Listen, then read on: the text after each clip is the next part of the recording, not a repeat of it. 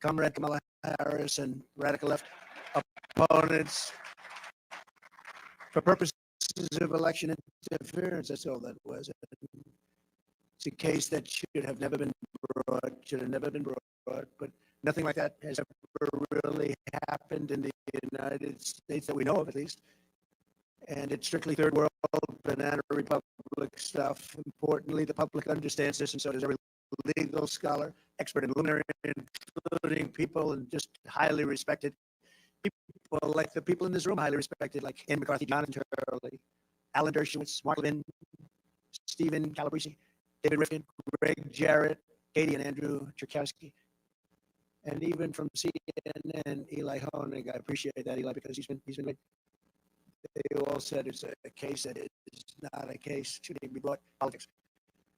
But I greatly appreciate the words in the letter today from the judge. He said, if necessary, being utilized in the decision, because there should be no, if necessary, this case should rightfully be terminated immediately.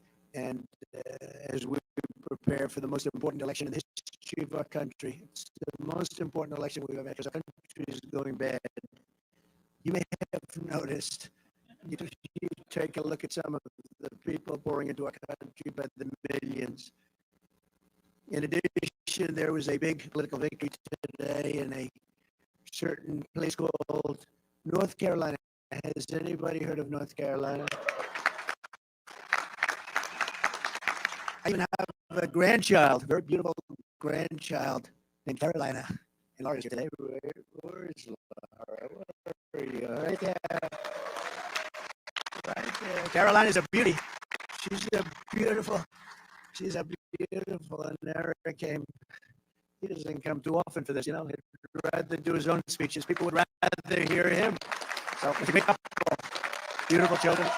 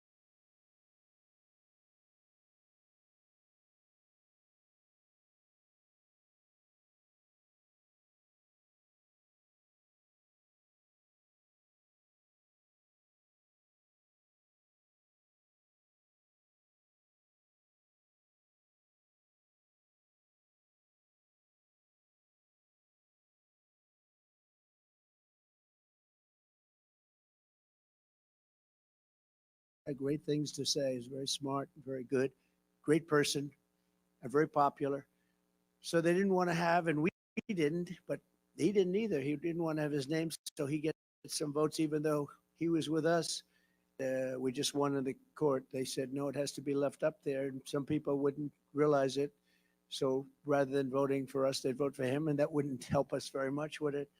And so that was a big thing. It means that all of those who love Bobby and all of that he stands for, especially regarding the health and well-being of us, can vote. They vote for me now. So all of the Bobby people are going to vote for me, and I appreciate the decision. When I grew up, we revered the men and women that we knew as I grew up in New York, and you've all heard of New York's finest. New York's finest. Who's from New York? Oh, there they are. You guys have been. You guys, you know, New York's finest endorsed me, and they're not supposed to. They said, we don't care. We're endorsing you anyway, right? But I appreciate it. Thank you very much.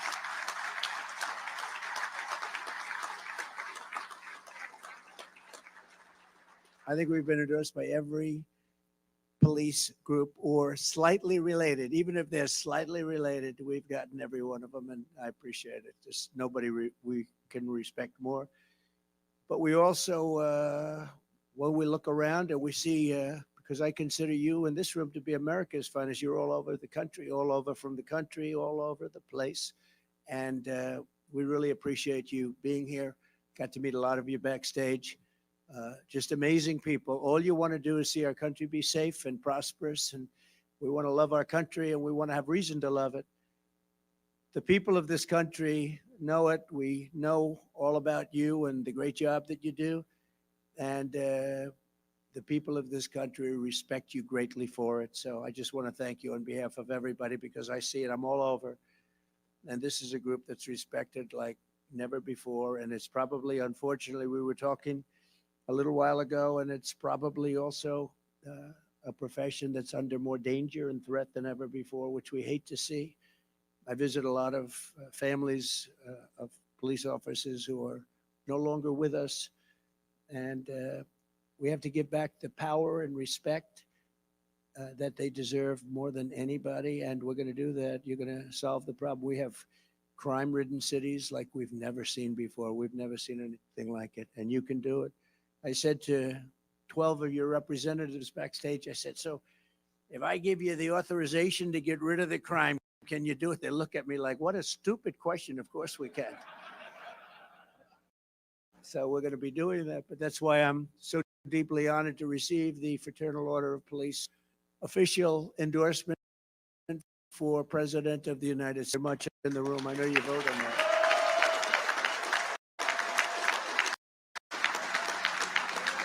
Very much.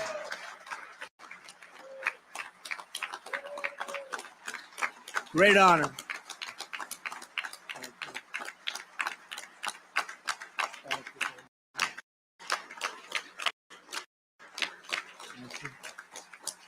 you very much. Thank you, Patrick. I want to thank Patrick and every officer here this afternoon. It's really something I forget. 373,000, and you know, Patrick just corrected the teleprompter.